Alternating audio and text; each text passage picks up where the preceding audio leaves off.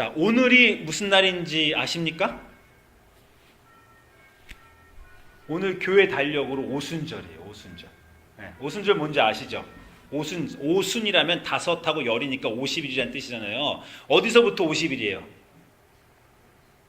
부활절부터 50일이죠. 예.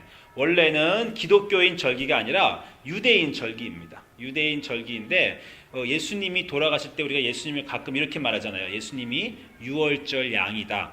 이렇게 말하는 경우가 있잖아요. 유월절 양이라는 게 뭐냐면 유월절이라는 게 이스라엘이 애굽에서 출애굽할 때 마지막 10번째 재앙이 뭐예요? 10번째 재앙이 장자의 죽음 아닙니까? 그래서 그 죽음의 사자가 하늘로부터 내려와서 집집마다 들어가서 장자가 다 죽었다는 거죠.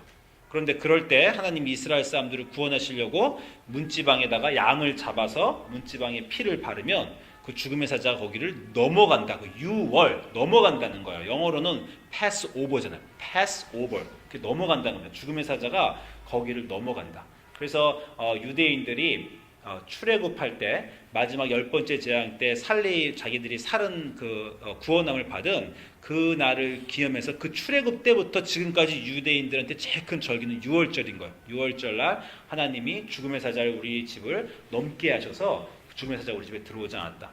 유월절이 큰 축제이고 그 유월절 양이라는 게 희생제이라는 뜻입니다. 왜냐하면 아까 말씀드린 대로 유월절 양을 잡아서 그 피를 발랐더니 양은 죽었죠. 희생했죠. 그런데 그 아들이 그 집의 아들이 살림을 받았다는 거 아닙니까? 그래서 유월절 양이라는 게 어톤먼트라는 뜻이 있어요. 대속죄라는 게. 그래서 예수님이 십자가 달리신 날이 그 유월절하고 유월절 다음 날입니다. 그래서 유월절 날 돌아가셨기 때문에 우리 예수님 그 유월절 날 돌아가시고 유월절 양이 바로 그 자기가 죽음으로 남을 구원해 주는 그런 개념이기 때문에 우리 예수님은 유월절 양이라고 해요. 그래서 예수님이 유월절이고 그날 이제 됐는데 그 다음에 3일 있다 부활하셨잖아요. 그리고 오순절이라는 건 유대인들 절기예요. 유월절로부터 7개의 주간이 7번 지난 겁니다. 7일이 7번 지난 거예요. 그래서 7일이 이제 7이라는 숫자가 거룩한데 일요일부터 토요일까지 일주일이 지나가고 그래서 그게 7번 되면 50이라는 숫자가 특이해져. 49의 다음에 50이라는 숫자가 특이한 의미가 있습니다. 그래서 오늘이 유대인 절기의 오순절, 유월절 날부터 50일 후에 오순절이라고 해요. 그래서 유대인들한테 이 유월절과 오순절 이렇게 특별한 의미가 있죠. 그리고 기독교인들한테도 특별한 의미가 있다고 했죠. 유월절은 예수님이 그날 십자가에 돌아가셨기 때문에 특별한 의미가 있죠. 오순절은 기독교인들한테 왜 특별한 의미가 있습니까? 그때 성령 받아서 교회가 태어났기 때문이에요. 예수님이 우리 사도행전 1장 보시면 예수님이 유월절에 돌아가시고 3일 있다 예수님 부활하셨잖아요. 부활하시고 며칠 동안 제자들하고 같이 있으셨어요? 40일 동안 같이 있으셨다고 합니다. 부활하신 후에 40일 동안 제자들과 같이 있으시면서 제자들을 가리키신 후에 40일 끝나고 예수님이 승천하시는 장면이 사도행전 1장에 있어요. 그리고 제자들 보고 예루살렘에 남아있어서 내가 승천하지만 너희들은 여기 남아있어 기도해라. 제자들이 열흘 동안 같이 모여서 그 마가의 다락방이란 곳에 어퍼룸이란 곳에 모여서 열심히 기도했더니 열흘 후에 예수님 승천 열흘 후에 6월절 날부터 50일 후에 오순절 날 성령을 받은 거죠. 그게 사도행전 2장에 있는 내용으로 너무 중요한 순간이죠. 왜냐하면 그때 성령 받아서 기독교 운동이 시작된 거예요. 그때 성령 받아서 여러분 그 구절 잘 아시죠? 사도행전 2장에 다들 불의 혀 같은 것이 그 머리 위에 머물러서 사람들이 방언하기 시작하고 다른 각자의 언어로 말하기 시작하고 너무 막 각자의 언어로 말하니까 말을 빨리 하고 막 그러니까 주변에 있는 사람들이 너희들 꼭 술에 취한 것 같다 이렇게 말하니까 베드로가 그렇지 않다 라고 말하면서 설교해가지고 그날 3,000명의 제자가 돌아오고 그때부터 교회가 시작하는 겁니다. 그래서 오순절이 교회의 생일이에요. 교회가 탄생한 날. 그래서 오순절입니다. 제가 주중에 우리 기도회 요즘에 하잖아요. 그 새벽 기도도 하고 수요일 저녁 기도도 하고 금요일 저녁 기도도 하는데 기도회 와서 이제 기도회 하다 보면 우리가 시작할 때도 있지만 통성 기도 하잖아요. 제가 한국에 있는 그 특이한 통성 기도. 제가 같이 기도하시겠습니다 하고 제가 막 기도하면 저 기도를 막 빨리 해요. 그럼 이제 우리 사모님이 하루는 목사님 왜 이렇게 몰아가세요 기도를 이렇게 빨리 막 하시냐는 거예요. 그래서 제가 스스로 저한테 물어봤습니다. 그냥 이렇게 회중기도 말고 제가 혼자 저도 기도를 여러 가지 방법으로 하는데 가만히 앉아서 대화식으로 하나님 어저께는 이런 일이 있었습니다. 제가 참 그 사람 만났는데 마음에 이런 일이 있었어요. 우리 딸과 이런 일이 있었습니다. 이렇게 대화식 기도를 할 때가 있어요. 그렇지 않고 어떤 때는 집중해서 제가 기도를 하는데 그럴 땐 제가 말이 막 빨라지고 그렇게 할 때가 있습니다. 여러분도 그렇게 하세요? 통성 기도할 때? 그래서 제가 왜 그렇게 하나 생각해 봤는데 제가 중학교 2학년 때 처음 성령 받았어요. 그냥 불세를 받아버렸습니다. 그때 성령 받았을 때 나타난 현상이 언어가 막 입안에서 막 쏟아져 나오는 거예요. 기도가 막 정신없이 막 제가 따라갈 수 없는 속도로 나옵니다. 그래서 이제 그 습관 때문에 그렇게 하는 거예요. 그런데 우리 사모님이 이제 물어보니까 그 습관 때문에만 그렇게 하는 건 뭐 좀 그렇고 내가 진짜 왜 기도를 빨리 하나 이렇게 생각했는데 저 한 가지 답이 제 마음속에 생겼습니다. 제가 기도를 빨리 할 때는요. 제 마음의 생각으로 기도하는 게 아니라 성령님이 제 입을 통해서 기도하기를 원하셔서 그런 거예요. 제가 기도를 천천히 할 때는 제가 생각하고 기도하는 거잖아요. 여러분 보고 제가 기도하라 하면은 마음속에 좀 생각하면서 기도할 거니 무슨 말을 할까 하고 생각하면서 기도하잖아요. 근데 우리가 막 주님, 우리가 주님의 구원을 원합니다. 그리고 막 구원 기도하기 시작하면요, 자기가 생각하는 것보다 기도가 더 빨리 나옵니다. 그죠? 그럴 때는요, 기도를 여러분이 말하시는 게 아니라요, 기도를 들으시는 거예요. 여러분의 기도를 여러분이 들으시는 겁니다. 왜 그러냐면 그게 성령님의 음성이니까 그래요. 막 성령님이 여러분의 입을 통해서 말하시는 겁니다. 그래서 기도를 막 빨리 할 때는요, 가끔 가다가 내가 기도하다가 이런 말을 하네, 이런 순간이 있어요. 그러니까 기도할 때 참 기분 좋은 순간 어느 순간이냐면요, 평생 한 번도 그렇게 기도해보지 못했는데 그렇게 기도한 순간이 있어요. 그럼 여러분의 기도의 언어가 이렇게 늘어난 겁니다. 평생 예를 들어서 한 번도 내가 주를 위해 살고 주를 위해 죽고 주를 위해 헌신하고 내가 주님의 발가락에 때가 되겠습니다, 뭐 이렇게 자기가 기도했다고 해요. 근데 평생 그렇게 한 번도 기도해 본 적이 없는데 어느 날 막 열심히 기도하는데 그 언어가 나와버렸어, 자기 입에서. 그럼 자기가 놀라요. 야, 내 입에서 이런 말이 나오네. 내가 주님의 정말 발가락에 때라도 되겠습니다, 뭐 이렇게 예를 들어서 내가 말하네. 스스로 놀라는 거예요. 그러면서 그렇게 말하는 게 아무 때나 오는 게 아닙니다. 자기의 어느 순간의 마음에 그런 생활이나 자기의 예수님에 통한 갈급함이 입으로 나오는 거예요. 그렇게 기도할 때 자기가 스스로 놀랍니다. 뭐 그거는 천천히 하든 빨리 하든 그런 순간이 있어요. 그래서 여러분이 기도하실 때 기도만 하는 게 아니라요, 자기의 기도를 하시면서 자기의 기도를 제가 들으세요. 우리가 지난 여름에 그 6월 수련회 갔다 왔어요. 제가 여기 지금 주보에 보면 수련회 광고 있는데요. 우리 6월 달마다 전교인 수련회 갑니다. 여러분 수련회 꼭 같이 이번에 가시면 좋겠고, 작년 여름에 수련회 갔을 때 우리 게스트 스피커 오신 목사님이 해주신 말씀 중에 참 인상 깊었던 말씀인데, 그분이 이런 말씀을 하시는 거예요. 하나님의 목소리를 들어본 적이 있느냐? 하나님의 목소리는 어떤 목소리일 것 같냐? 이렇게 물어보시더라고요. 여러분, 미국에서 영화에서 하나님이 나오잖아요. 하나님의 목소리가 나오잖아요. 누가 성우로 제일 많이 쓰시는 줄 아세요? 모건 프리먼이 제일 잘 써요. 모건 프리먼 아시죠? 그 흑인 배우. 모건 프리먼이 그 쇼생크 탈출 보면, 쇼생크 리덴션 보면 거기서도 모건 프리먼이 쭉 나레이션을 하잖아요. 목소리 이렇게 좋은가 봐요. 이렇게 톤이 낮고. 그래서 영화에서 보면 가끔 모건 프리먼이 하나님 목소리로 많이 등장해요. 그래서 그 목사님이 물어보기를, 여러분이 기도하다가 갑자기 하나님 목소리를 들었다. 그럼 그 목소리가 어떤 목소리일 것 같냐? 이렇게 물어보시더라고요. 근데 정답은 뭐예요?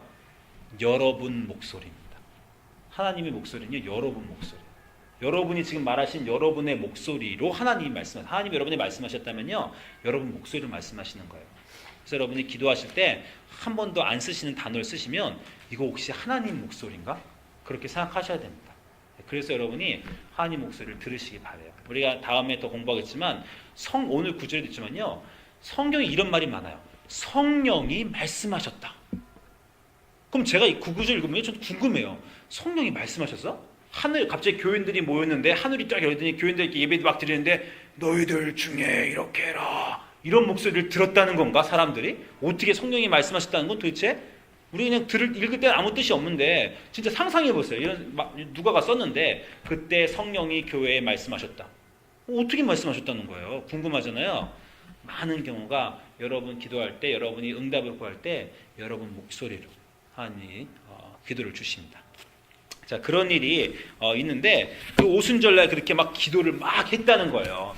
기도를 막 해가지고 그 사람들이 성령 받고 막 나가서 막 기도하는 바람에 그 교회가 세워졌다는 거죠. 사실은 우리가 오순절 때마다 제가 늘 거의 빠짐없이 사도행전 2장을 봅니다. 오순절날 설교는 제가 거의 사도행전 2장을 해요. 오늘은 근데 2장을 안 하죠. 오늘은 13장을 합니다. 오늘은 사도행전 13장을 하는데 이 13장도 커다란 성령의 역사이기 때문에 2장에 나타난 성령의 역사와 사실 비슷해요. 왜 그러냐면 사도행전 2장에 나타난 성령의 역사의 결과물이 뭔지 아세요? 아까 제가 말했죠. 성령이 나타나시면 어떤 일이 벌어진다고요? 교회가 탄생합니다. 우리가 말하기를 성령은 교회의 어머님이라 그래요. 성령님이 교회를 낳아주시는 겁니다. 사도행전 2장의 성령의 역사로 교회가 태어났어요. 이제 사도행전 13장 우리가 보는 곳인데 사실 11장에서도 이미 있었지만 13장에서 사도행전 성령의 역사로 다른 교회가 또 태어나요. 두 번째 교회죠. 무슨 교회겠어요? 안디옥 교회죠.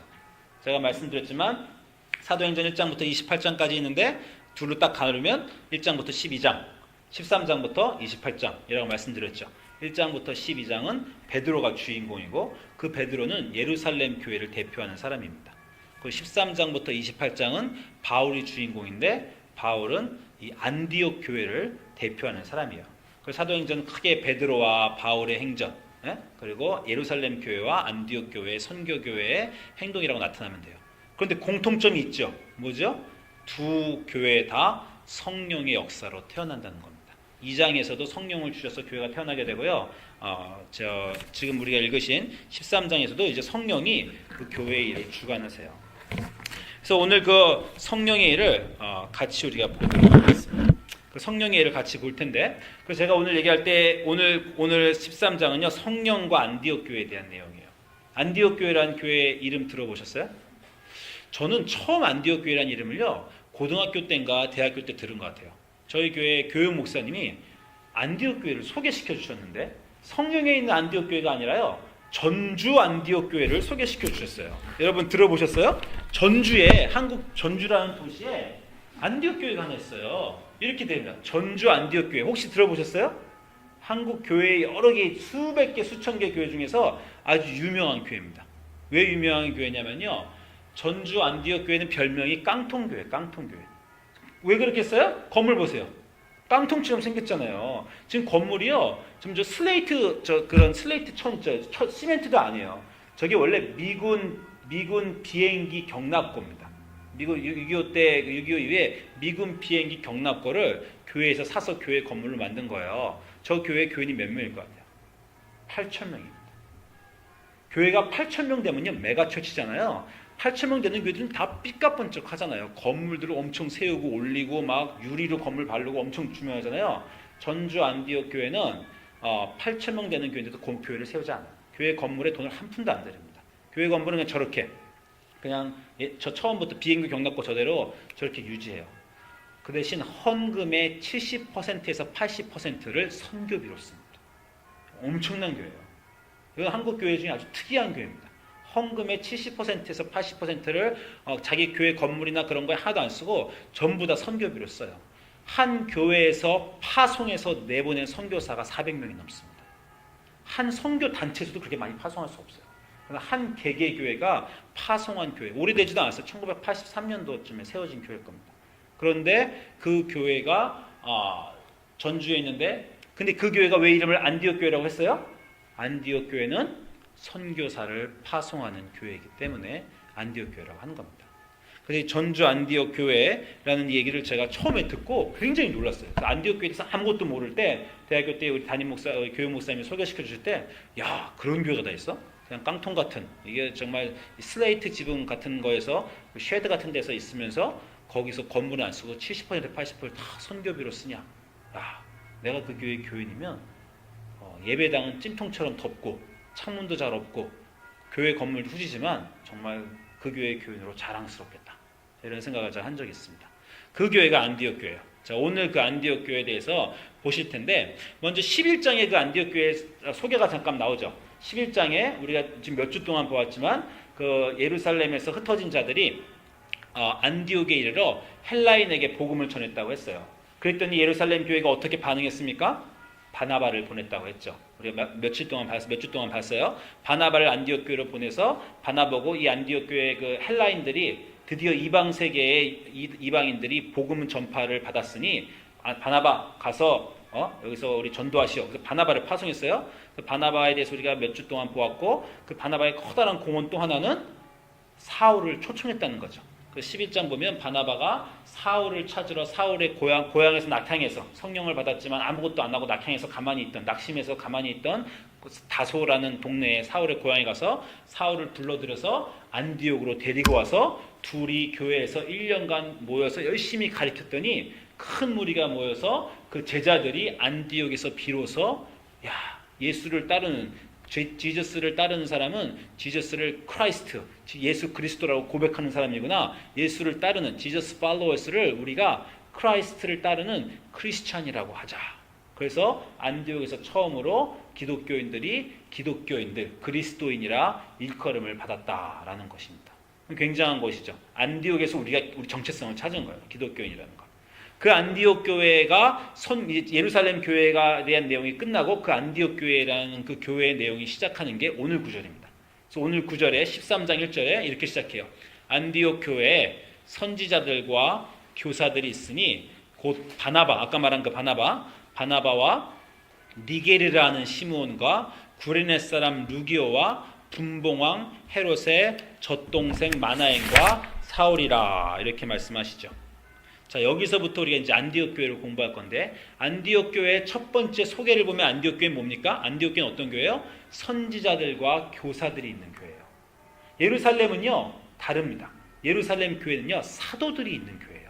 예수님의 그 대단한 12 사도들이 있는 교회가 예루살렘 교회. 예루살렘 교회는 베드로가 있고, 사도들이 있고, 거기에는 권능이 있고, 거기엔 기적이 있는 거예요.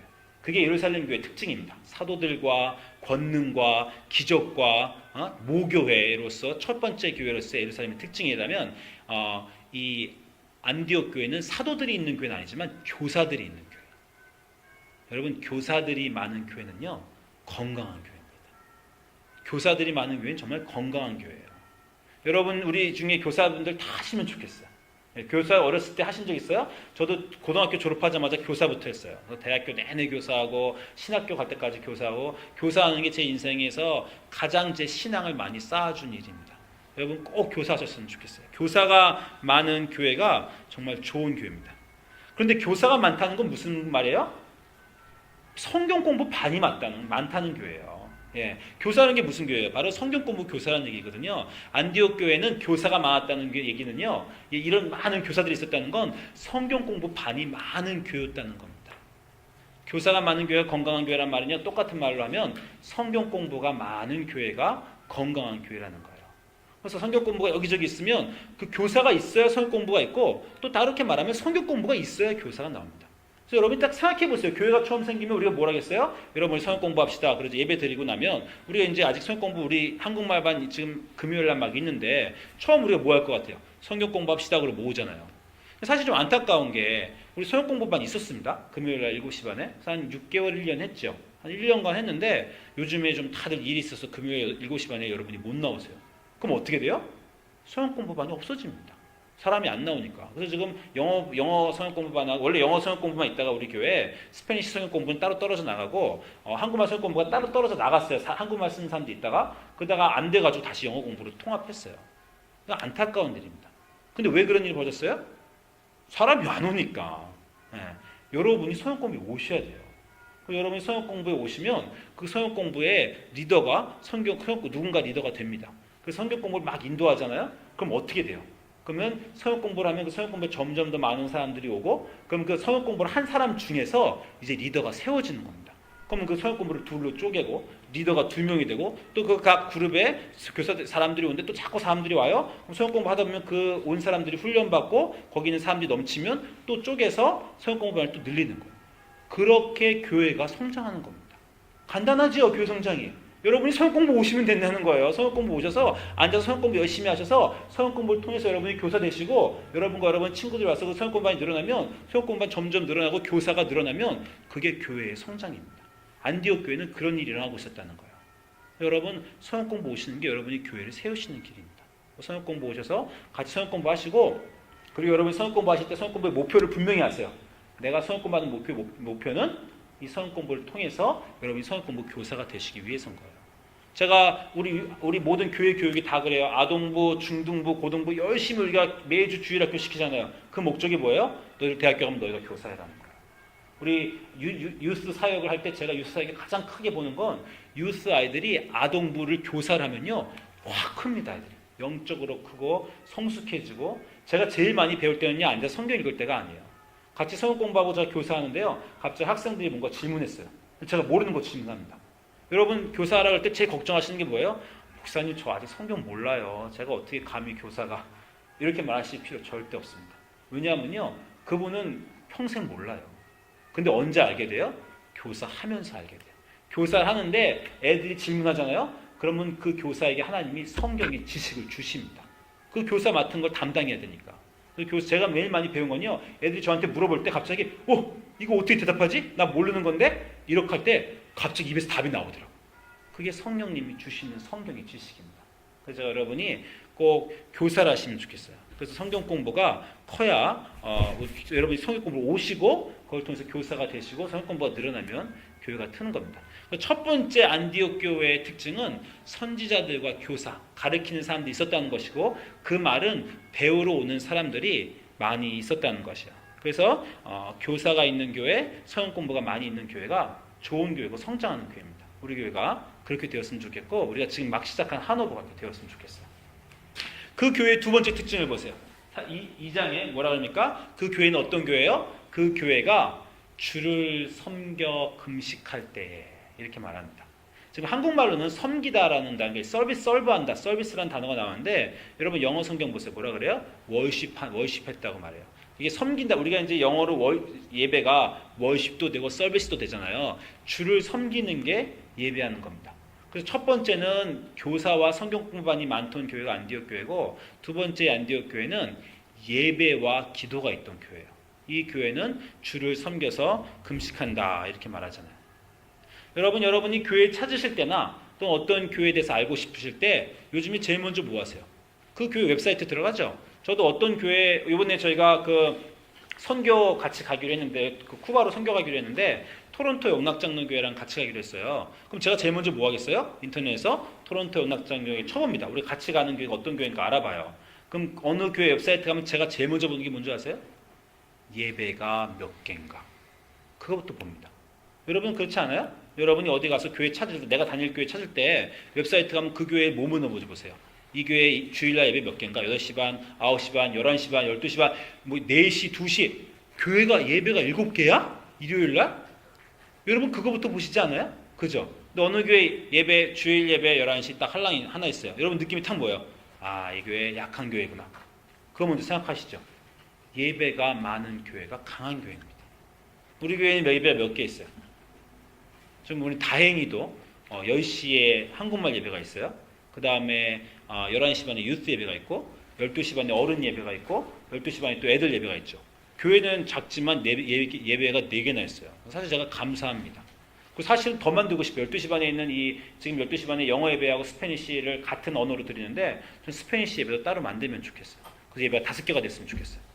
그것만 있는 줄 아세요? 오후에 여러분이 또 오전에 바쁜 분에서 오후 예배도 또 만들었으면 좋겠어요. 저희가 우리 한국말 우리 여러분이 이 한국어 사역의 역사를 아시지만 제가 작년에 여기서 주일날 오후에 예배 드렸잖아요. 여러분한테 제가 말씀드렸지만 작년에 주일날 오후에 3시 예배 드리면서 6개월 동안 제 마음속의 고민이 이거 계속할까? 말까? 처음 시작할 때 그 마음이 제가 있었어요. 근데 제가 왜 이 예배를 계속하기로 결정한 줄 아세요? 예배를 6개월 동안 계속 드리는데 제 마음속에 드는 생각은 딱 하나예요. 하나님이 좋아하시는구나. 제가 만약에 예배 6개월 동안 드리는데 뭐 1명 오고 2명 오고 어떤 때 아무도 안 오고 이거 별로 예배가 세우나 안 하겠다 이렇게 생각하거나 야 내가 이미 영어 회중도 하고 스페니쉬 회중도 하고 일을 너무 바쁜데 이거 어떻게 이렇게 생각하면요 예배 못 합니다. 근데 제가 여기서 예배를 드리는데요. 저는 이 느낌이 좋더라고요. 제가 여기서 예배를 딱 시작하는데 여기 두 기둥도 참 이쁘죠. 이 천장 가로지는 기둥. 제가 여기서 딱 혼자 어느 주일 예배 때 아무도 안 오니까 제가 혼자 예배를 딱 드려요. 찬송을 부르면서 딱 이렇게 보면요. 야 여기 쫙 기둥하고 여기 쫙 여기하고 여기에 사람들이 채워진 이 예쁜 성전에 하나님이 사람들이 채워져서 예배하기 원하시겠구나. 캠블교회도 여기서 예배 안 드려요. 이게 예배당으로 안 쓰이는 장소입니다. 그런데 이 예쁜 장소가 예배당이 되는 걸 하나님이 좋아하시겠구나. 그 예배를 드리면서 제 마음속에 하나님이 예배가 생기는 거를 좋아하시는구나. 제 마음속에 그런 확신이 생겼습니다. 그래서 제가 예배 만들자. 여기도 한국 예배 만들자 이렇게 생각한 거예요. 저희 교회 유스도 똑같아요. 유스하고 어린이부도요. 처음에는 따로 없었어요. 어른들하고 처음에 우리 개척교회 시작했을 때는 다 같이 드렸죠. 근데 유스 예배 따로 드리려 했더니 사람들이 다 요즘 목사님 유스 예배 어떻게 드려요? 또 본 예배도 유스가 나가면 작아져요. 그 유스 예배 들고 다음부터 유스가 큽니다. 유스 예배 11시 반에 따로 만드는 것부터 유스 애들이 잘하고 유스 그룹이 커지기 시작했어요. 저희 교회에서 아동부 전도사님 모셔서 제가 제일 감사한 거, 그분이 여러 가지 하시는데 제일 감사한 게 뭐예요? 그분이 오셔서 아동부 예배가 따로 생긴 거예요. 여러분 예배를 하나 생긴다는 건요 정말 너무 중요한 거예요. 근데 저희가 예배를 많이 만들고 싶어요. 근데 제가 지금 요즘에 우리 교회에 여기 주를 섬겨 예배하고 금식하고 기도한다 그러잖아요. 저희 교회 예배가 지금 4개밖에 없습니다. 근데 제가 사실은 예배가 한 10개쯤 됐으면 좋겠고요. 당장 10개가 될 수도 있어요. 어떻게 하면 되는 줄 아세요? 우리 교회에 있는 기도회를요 다 예배를 바꿔버리면 돼요. 이름을. 지금 우리가 수요 기도회 있죠. 그리고 금요 기도회 있죠. 그거를 수요 예배, 금요 예배로 바꾸면 돼요. 그 한국 교회도 다 있는 거잖아요. 한국 교회 철야 예배, 금요 철야 예배, 수요 저녁 예배, 한국 교회도 다 있죠. 그죠? 그리고 한국 교회는 뭐가 있어요? 새벽 예배 있죠. 여러분 새벽 기도회 우리도 지금 있어요. 5번씩 하죠. 월요일부터 금요일까지. 새벽 기도회와 수요 기도회와 금요 기도회 이렇게 말하는 거하고 새벽 예배, 수요 예배, 금요 예배 이렇게 말하는 거하고요 차이가 뭘 것 같아요? 저희가 처음에 새벽 예배 시작했을 때요 한국 교회 다 새벽 예배 하니까 제가 새벽 예배라고 썼어요. 그러다가 말 바꿨습니다. 새벽 기도회로. 제가 처음에 우리 하면서 수요 예배 만듭시다. 그래서 수요 예배라고 썼어요. 근데 제가 수요 기도회로 이름 바꿨어요. 저 왜 바꿨는지 아세요? 나만 나오더라고. 저만 나오는 거예요. 저만 나오면요 그건 예배가 안 됩니다. 그건 기도회예요. 그 예배를 하려면요 예배 모양이, 그러니까 제가 수요 예배라고 광고를 하려니까 어떤 사람이 그 교회에 수요 예배 있어 하고 딱 왔는데 예배가 아닌 거 보면 그 사람이 실망할까봐 예배란 이름을 기도회란 이름으로 바꾼 거예요. 왜냐하면 기도회는요 저 혼자 하면 돼요. 그리고 한 사람만 있어도 돼요. 그래서 저희 사모님도 계속 나오고 하지만 사실 저만 하는 게 아니라 사모님도 같이 나오죠. 그럼 수요의 기도회는요 사모님하고 저하고 둘이만 딱 앉아서 수요의 기도회입니다. 퍼펙트한 수요의 기도회가 돼요. 둘이 앉아서 교회에 기도합시다. 기도하면 그건 수요의 기도회예요. 그런데 우리 예배를 만들 수 없어요. 아직. 왜요? 다시 말씀드리면 예배는 사람들이 섬겨야 만드는 겁니다. 지금 우리가 오늘 예배를 만들 수 있어, 우리가 요즘 한호 기도회라고 말하지 않고 한호 예배라고 말하는 이유는 뭔지 아세요? 우리가 여기 예배에 섬기는 사람들이 있어서 그런 거예요. 우리 조집사님 나오셔서 더 일찍 나오셔서 막 촛불 하시고 파워포인트 섬기시고 막 섬기시잖아요. 그 와서 피아노 치는 사람 섬기고. 예배가 그럴듯한 모양으로 안 보일 때는요 여러분 어느 교회 가서 뭐 예배가 왜 이래? 라는 여러분의 마음이 들면요 그 무슨 말이에요? 뭐야? 아무도 안 섬기네? 그런 느낌이에요. 피아노가 없네? 피아노 섬길 사람이 없네? 예배에 촛불도 없네? 섬길 사람이 없네? 뭐 예배당 갔는데 아무도 앞에서 주보 나와준 사람도 없네? 이런 느낌 들으면 여러분이 뭐야 이 교회 예배가 왜 이래? 이런 느낌을 가지실 거 아니에요. 그 말은 다시 말하지만 그 예배를 지금 아무도 안 섬기고 있다는 거예요. 그럼 예배가 안 됩니다. 지금 우리 교회에 말씀드리지만 여러 기도회가 있어요. 제 목표는 그 기도회를 예배로 바꾸는 것이에요. 여러분들이 수요 기도회 오시고 금요일 기도회 오시고 새벽 기도회 오셔서 자꾸 기도회에 참석하시고 그 기도회가 여러분에게 마음에 들고 그 기도회를 여러분이 사랑하시게 되면요 그 다음 여러분의 다음에 마음에 드는 게 뭐예요? 이 기도회를 내가 섬길 수 없을까? 목사님 제가 기도회 때 15분 먼저 와서 기도회 문을 열까요? 기도회 와서 제가 의자 세팅을 할까요? 기도회 와가지고 제가 음악 좀 틀어놓을까요? 그런 마음이 자동적으로 생기세요. 그 기도회를 사랑하시면. 그럼 그게 어떻게 돼요? 그럼 그 기도회가 예배로 발전하는 겁니다. 여러분이 섬기실 때 예배가 되는 교회예요. 그래서 안디옥 교회는 다시 말하지만 교사들이 있던 교회, 성경 공부가 많던 교회, 사람들이 말씀이 갈급한 사람들이 있던 교회, 그 사람들이 모여서 예배를 많이 드리던 교회라는 거예요. 그래서 사람들이 모여서 예배드리고 기도하면서 금식하고 그러면서 성경 공부하고 이렇게 되자 성령님이 준비가 되었구나 라고 생각을 하셨어요. 그래서 그 다음 구절에 뭐라 그러세요? 그들이 주를 섬겨 예배에서 금식할 때 성령이 이르시되 내가 불러 시키는 일을 위하여 바나바와 사울을 따로 세우라 라고 하셨다는 거예요. 지금 무슨 일이 벌어진 거예요? 성령이 교회에 미션을 주신 거예요. 그 전까지는 교회는 사람들이 모여서 자기들끼리 하고 싶은 걸 한 겁니다. 야, 성경 공부하고 싶다. 성경 공부하자. 기도해하자. 예배 드리자. 자기들이 한 거예요. 하는 게 열심히 하다 보니까 성령님이 저 정도 준비됐으면 이제 내 일을 맡겨도 되겠구나 라고 해서 성령님이 그 교회에 방문하셔서 너희들 내가 부르는 일을 위해서 따로 시켜라. 이건 중요한 순간이, 이 순간이 무슨 순간이냐면요, 바로 소명의 순간입니다. 성경에는 이 순간이 많아요. 콜링이라는 거죠. 아브라함은 그냥 인생을 살았어요. 그런데 그냥 인생을 산 아브라함한테 하나님이 가서 콜링을 하십니다. 부르시는 거예요. 아브라함아, 나를 따라와라. 내가 본토 친척 아비집을 떠나서 나와 함께 가자. 내가 너에게 계획이 있다. 너를 위해 특별한 소명, 콜링을 주겠다. 라는 거죠. 베드로와 제자들도 그냥 살았어요. 그냥 살고 있는 사람들한테 예수님이 가셔서 너 나를 따라와라. 내가 너를 사람 낳는 어부가 되게 하겠다. 라고 콜링을 주시는 거죠.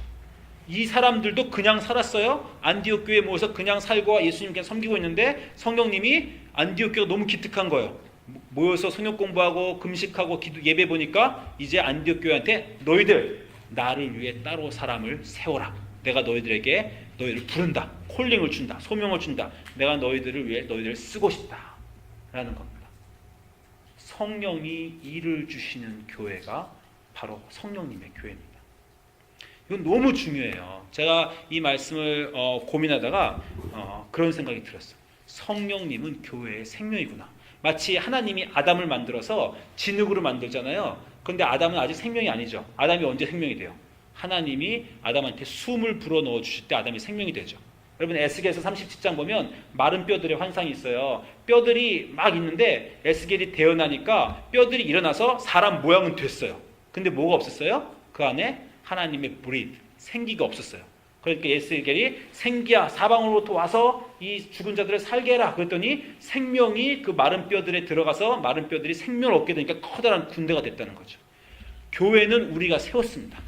그죠? 여러분하고 우리가 모여갖고 같이 교회 오는 거예요. 교회의 모양은 우리가 만들 수 있어요. 하나님이 아담의 모양을 진흙으로 만든 것처럼 교회의 모양은 지금 우리가 만든 겁니다. 이 교회에 아직 생명이 없어요. 언제 교회에 생명이 생깁니까? 성령님이 하나님이 생명을 불어넣으신 것처럼 성령님이 내리면요, 그러면 그 교회가 생명이 내리시는 거예요. 생명이 되는 겁니다. 이 안디옥 교회에 지금 생명이 생기는 순간이 온 거예요. 사람들이 모여서 열심히 하니까 하나님이 좋아, 내가 너를 하나의 생명체로, 오가니즘으로 만들어주마 라고 해서 성령님이 부르셨다는 거예요. 성령님이 부르셔서 어떤 일이 벌어졌습니까?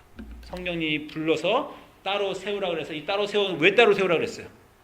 보니까 13장 4절에 두 사람을 따로 세워라. 이 두 사람한테 뭘 시키셨어요? 두 사람이 성령이 따로 세운 다음에 보냈어요. 이 사람을. 보냄을 받아 실루기아에 내려가서 거기서 배 타고 구부로로 갔다. 지금 무슨 일이 벌어졌어요? 선교 보내신 겁니다. 하나님이, 성령님이 교회에 있는 사람을 따로 세워서 성령을 보내셨다는 거예요. 선교를 보내셨다는 거예요. 제가 여러분한테 우리 교회에 제가 표를 지금 이렇게 생각하고 있다. 제가 말씀드렸죠. 자, 한국말로 되면 처음 만들어봤어요.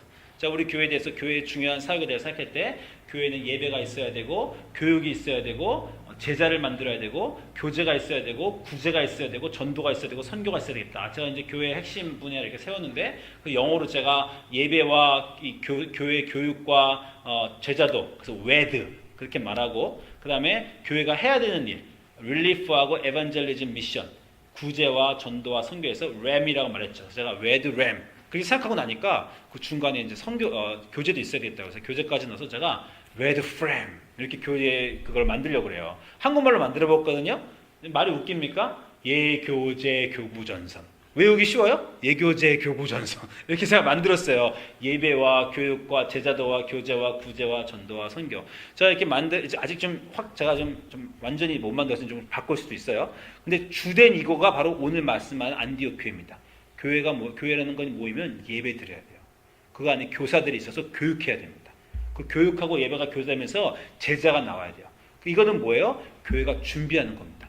이렇게 준비하면요, 성령님이 준비했어? 잘했다. 그럼 내가 너에게 소명을 주겠다. 할 일을 주겠다. 라고 하시는 교회가 하는 일에 구제와 전도와 선교예요. 전도와 선교는 뭐가 다른지 아세요? 전도는요, 성령님이 원하시는 거죠. 왜 전도가 성령님이 원하시는 거예요? 성령님의 이유가 전도입니다. 어떻게 나와요? 사도행전 1장 8절 우리가 수도 없이 반복한 거 뭐라 그래요? 너에게 예수님이 성령을 주겠다. 왜? 성령을 받아야 너희가 권능을 받고 내 증인이 되어 땅끝까지 전도하니까. 성령의 이유는요, 우리를 증인 만드시기 위한 겁니다. 그게 예수님이 마지막 유언이에요. 내가 너에게 성령을 줄 것이니까 증인이 된다. 증인이 된다는 게 전도하는 거죠. 나가서 하나님 말씀을 전하는 거예요. 근데 전도와 선교의 차이는 전도가 더 큰 범위로 하나님이 여러분을 다 전하시면 다 전도예요. 그런데 그 전도를 아까 사도행전 1장 8절에 있는 말씀대로 여러분 주변만 하는 것이 아니라 세상 끝날 때까지 이제 먼 데로 가서 전도하시면 그게 선교가 되는 겁니다. 선교는 여러분의 삶을 여러분이 떠나서 온전히 전도로 살기로 작정하시고 여러분이 떠나서 그 새로운 곳 외국이나 다른 지역에 가서 이걸 위해 가시면 그게 선교가 되는 거예요. 그 선교가 성령님의 최종 목적입니다. 선교를 통해서 사람들이 예수님의 증인이 되는 것, 이게 기독교의 최종 목적이고 선교의 최종 목적이에요. 그 성령님의 최종 목적이에요. 그래서 우리가 선교한다는 건 너무 중요한 겁니다. 이게 단계별로 있는 거예요. 갑자기 내가 교회 와서 선교할래 이러는 게 아니고요. 물론 어떤 사람은 선교를 무슨 해외여행처럼 가는 분도 있어요. 그런데 진정 선교 가시는 분은요, 이 단계가 있어야 돼요. 모여서 예배드리기 시작하고 예배를 통해서 하나님을 금식하면서 하나님 말씀 기다리고 영적으로 준비하고 교육의 성경 공부 나오고 말씀에 강해지고 자기 교사가 돼서 남을 가르치면서 더욱더 배우고 그러면서 교회 성경 공부가 늘어나고 예배가 늘어나면서 교회가 성장할 때 그래? 너 있는 교회 충분하다. 너가 섬기는 거. 이제 네가 다른 곳까지 가서 진짜 내가 원하는 내 증인이 됐으면 좋겠다. 내가 너를 선교를 보내겠다.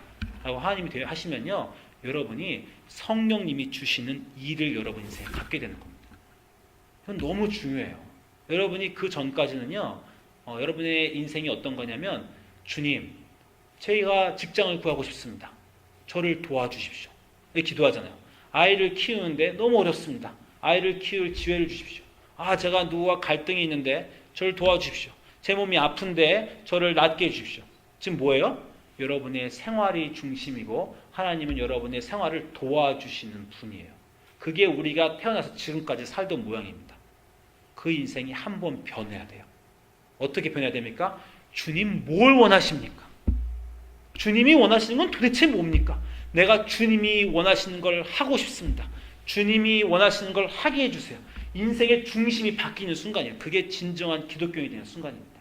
그거 언제 일어나요? 성령 받아 일어납니다. 그 전까지는 여러분이 기독교인으로 살면서 예수님께 가까이 살면서 예수님이 내 인생을 도와주고 예수님과 같이 가려고 하는 거예요. 그런데 성령이 내리시면요. 여러분의 인생 자체가 주님이 원하시는 게 뭡니까? 내가 그걸 하고 싶습니다. 그게 내 인생의 목표입니다. 라고 한번 바뀌는 순간이 와요. 저희 교회에 제가 지난주에 광고했지만 우리 쿠바 선교 가자고 모임했어요. 모임할 때까지도요. 가기로 결정한 거 아닙니다. 사람들한테 보고 모임하자고 제가 광고하고 아무도 안 오면 그래? 올해 안 간다 이렇게 생각하려고 했어요. 근데 지난주에 제가 쿠바 선교 모임 하겠습니다. 한마디로 준비 모임, 할까 말까 모임 하겠다고 했어요. 제가 다음 주에 길게 얘기해 드릴게요. 자세한 얘기를. 결론만 얘기 되면요. 가게 됐습니다. 7명이 지금 가기로 해서 오늘 벌써 비자 프로세스까지 다 보내고 비행기표 오늘 끊을 거예요. 저는 지금 너무 감동이 있어요. 드디어 우리 교회가 교회 생긴 지 5년 만에 단기 선교팀을 파송하는구나. 제가 이것 때문에 지금 너무 감동이 있어요. 이런 일이 제가 있을 거라고 상상도 못했습니다. 제가 여러분하고 설교를 지난부터 오래 했는데 같이 여러분하고 하면서 저한테 무슨 일이 지난 1년 동안 있었는지 아세요? 제가 지난 6월 달에 제가 성령 받았잖아요. 제가 여러분한테 많이 말씀드렸죠. 작년 1월, 2015년 1월부터 교회 표어가 성령입니다. 1년 동안 성령 받자요. 성령 받기 위해서 열심히 기도했어요. 그랬더니 다른 분들은 모르겠지만 목사님이 받았습니다. 교회가 1년 동안 6개월 동안 열심히 기도했더니 저도 열심히 기도했더니 제가 작년 6월에 성령을 받았잖아요. 그 전에도 제가 성령을 인생에 받아본 적이 많지만 너무 강하게 성령님이 확 모시는 바람에 제 인생이 그냥 뒤집어졌어요. 그래서 제가 말씀드렸지만 6개월 동안 매일같이 울었습니다. 6개월 동안 그냥 맨날 같이 주님만 생각하면 눈물이 나고 길 걷다가도 울고 운전하다가 울고 우는 이유가 대부분 회개 때문에 울어요. 그냥 성령 받으니까 지은 죄가 너무 많은데 그 맨날 생각이 나는 거예요. 저 어떻게 죄를 많이 지었는지 몰라요. 지은 죄를 막 생각하게 해줘서 그냥 지은 죄 때가 생각나서 막 눈물을 6개월 동안 막 흘리면서 살았어요. 성령 때문에. 근데 제가 질문이 하나 생겼어요. So what? 성령도 받고 막 인생 대단해질 것 같고 막 회개도 막 일어나는데 근데 뭐 좀 눈에 띄는 변화가 없나?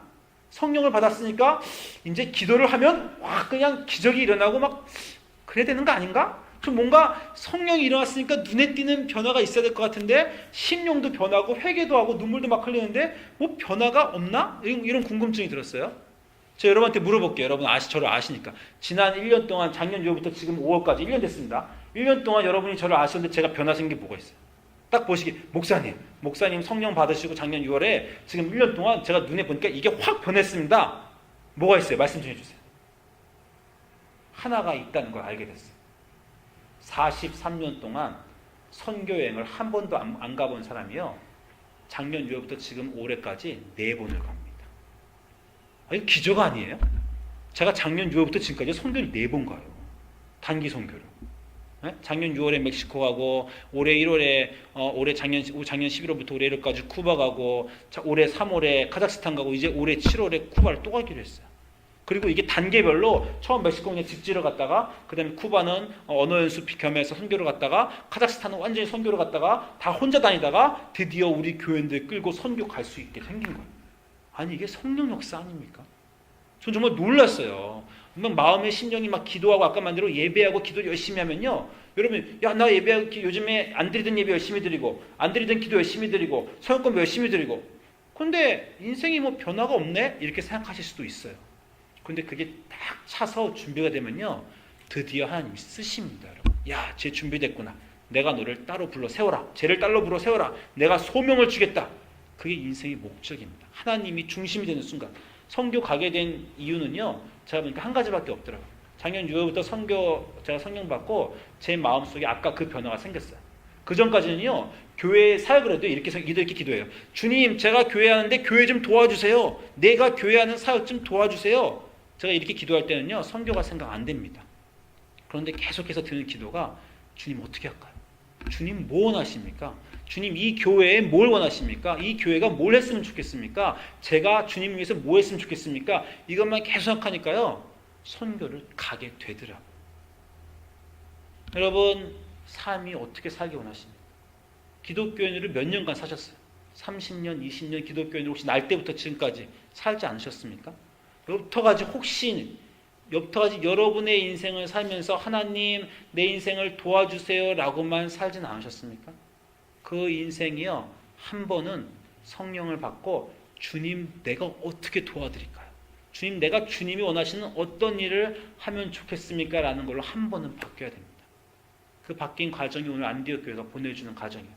열심히 교사들이 모여서 성경 공부하고 성경 공부 열고 열심히 예배드리고 주를 섬겨 기도하고 금식을 열심히 앞에 뽑은 3개를 열심히 했더니 드디어 주님이 내가 너희들을 쓰겠다. 구제하고 전도하고 선교한 일에 쓰겠다가 성령이 내려오셔서 그 소명을 주신 겁니다.